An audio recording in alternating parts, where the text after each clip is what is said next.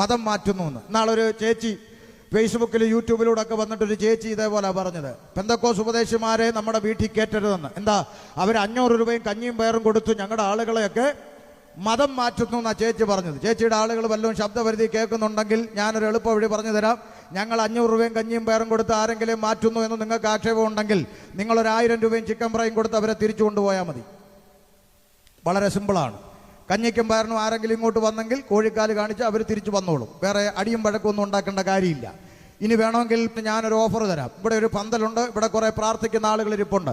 നിങ്ങളൊരു കോഴിക്കാലോ അല്ലെങ്കിൽ 1000 രൂപ 2000 രൂപ കാണിച്ച് ഈ പന്തലിൻ്റെ അകത്തുനിന്ന് ഒരു 50 എണ്ണത്തെ കൊണ്ടുപോകാൻ നിങ്ങൾക്ക് ഒക്കുമെങ്കിൽ നിങ്ങൾ കൊണ്ടുപോയിക്കോ. അതിൻ്റെ പേരിൽ നാളെ ഇവിടെ ഹർത്താലില്ല, നാളെ ഇവിടെ അടിയും വഴക്കും പ്രശ്നമൊന്നുമില്ല. ഞങ്ങളും പ്രാർത്ഥിച്ചുകൊണ്ടിരിക്കുന്ന അങ്ങനെ കഞ്ഞിക്കും പയറിന് വേണ്ടി വന്നതൊക്കെ തിരിച്ച് പോകണമെന്നാണ് ഞങ്ങളും പ്രാർത്ഥിച്ചുകൊണ്ടിരിക്കുന്നത്. അങ്ങനെ വന്ന എത്ര എണ്ണം പോയി, ഇനിയും കുറേയൊക്കെ പോകാൻ ഉണ്ട്. പോകട്ടെ എന്ന് ഞങ്ങൾ പ്രാർത്ഥിച്ചുകൊണ്ടിരിക്കുന്നത്. ഇതിൻ്റെ അകത്തുനിന്ന് ഒരു 50 എണ്ണത്തെ കൊണ്ടുപോകാൻ ഒക്കുമെങ്കിൽ കൊണ്ടുപോയിക്കോണം. നമുക്കാർക്കും അതിനകത്ത് പ്രശ്നമൊന്നുമില്ല.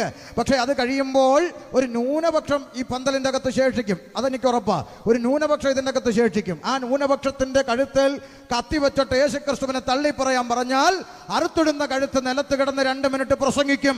മറ്റൊരുത്തനിലും രക്ഷയില്ല, മറ്റൊരുത്തനിലും രക്ഷയില്ല. മാനവജാതിക്ക് രക്ഷ പ്രാപിപ്പാൻ ആകാശത്തിൻ്റെ കീഴിൽ മനുഷ്യരുടെ ഇടയിൽ യേശുക്രിസ്തു എന്ന ഏകനാമമല്ലാതെ മറ്റൊരു രക്ഷാമാർഗമില്ലെന്ന് 2 മിനിറ്റ് പ്രസംഗിച്ചിട്ട് തല അവിടെ അവസാനിക്കത്തുള്ളൂ. കാരണം അവരാരും കഞ്ഞിക്കും പയറിനും വേണ്ടി ഇറങ്ങി തിരിച്ചതല്ല. മരണത്തിന്റെ അപ്പുറത്തൊരു ജീവിതമുണ്ട്, മരണാനന്തര ജീവിതമുണ്ട് എന്ന യാഥാർത്ഥ്യം മനസ്സിലാക്കിയിട്ട് യേശുക്രിസ്തുവിന്റെ പിന്നാലെ ഇറങ്ങി തിരിച്ചവരാണ്. അതുകൊണ്ട് ഞങ്ങളെ വെറുതെ ആക്ഷേപിക്കരുത്.